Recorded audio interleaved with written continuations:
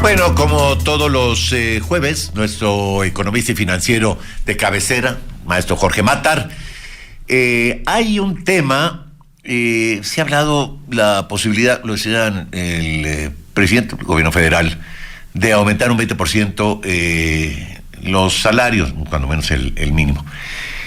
Y por ahí hablaban también de que habría disposición de las cúpulas empresariales por elevar que era muy bajo, la verdad es que era vergonzoso que hubiera un salario mínimo tan bajo. Sigue siendo bajo, pero bueno, ha crecido, hay que decirlo, ha crecido en estos últimos años el salario mínimo. El problema es que ahora ha crecido, pero ahora hay una inflación que no había hace 20 años.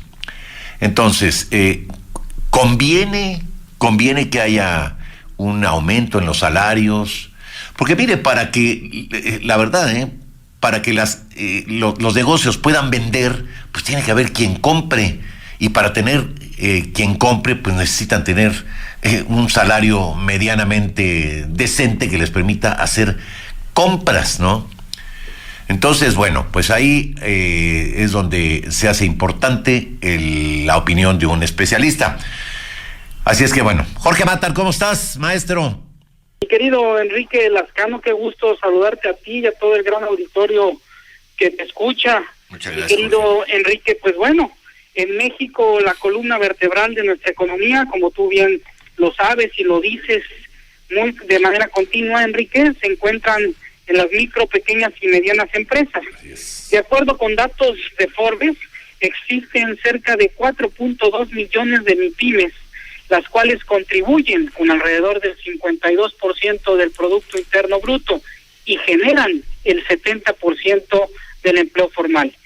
El incremento salarial generará un efecto negativo de ralentización, que es la disminución de la velocidad de la actividad, y la postergación de la reactivación de la economía, Enrique, ubicando a las empresas en una delicada situación de mayor iliquidez y riesgo de insolvencia.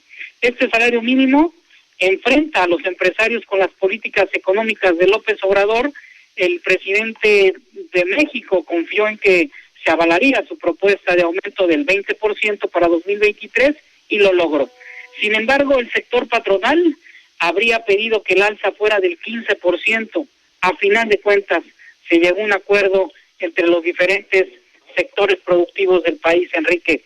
Este incremento salarial, que fue aprobado por la Comisión Nacional de Salarios Mínimos, la CONASAMI, se confirma por el monto independiente de recuperación, que es el MIR, que en el caso de los salarios generales es de 15.72 pesos más el 10% de incremento.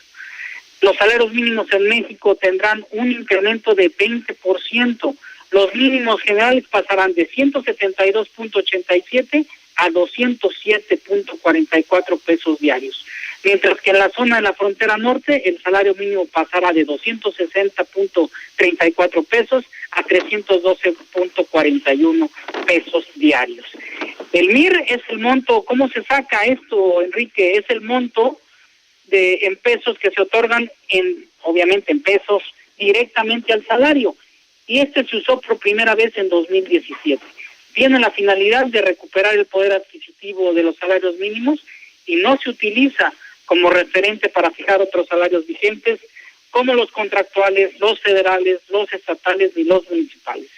En 2019 el aumento salarial fue de 16.2%. Para 2020 alcanzó el 20%. En 2021 fue de 15% y de 22% en este 2022. Es decir, Enrique, en 4 años de 88 pesos pasó a 173 pesos diarios. Hay que afirmar que no todas las empresas podrán sostener una alza agresiva, como lo comentabas al principio, Enrique, obviamente sobre su nómina, y esto podría orillar a las micro y pequeñas empresas a contratar en la informalidad o a reducir el personal. Coincido que sería necesario escalonar estos incrementos a través de los años debido a la andanada de obligaciones adicionales que asumirán los negocios a partir de 2023. 1. La aportación al fondo de pensión con un alza del 1% anual durante 8 años. Y 2. Un mayor coste laboral derivado de la reforma de vacaciones laborales que está a punto, o ya fue, discutida por los diputados. Los trabajadores, Enrique, que perciben más del mínimo, asocian el incremento con un alza en el costo de los productos básicos y por ende solicitan un aumento proporcional. La necesidad de incrementar el salario mínimo orilla a las empresas a incrementar, obviamente, el precio de los productos y servicios, afectando los márgenes de utilidad y ganancias de otras empresas que quizá también se vean en la necesidad de subir el sueldo de sus colaboradores. Los empleos formales pueden reducirse con la intención de que la empresa ahorre un poco de dinero y pueda costear manufactura o mayor cantidad de personal o hasta posiblemente capacitación.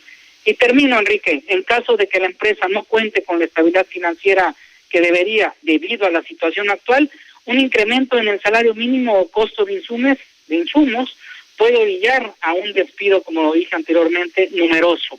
Que las pequeñas empresas prefieran la informalidad y que los aumentos abruptos de salario causen pérdidas de empleo e inflación.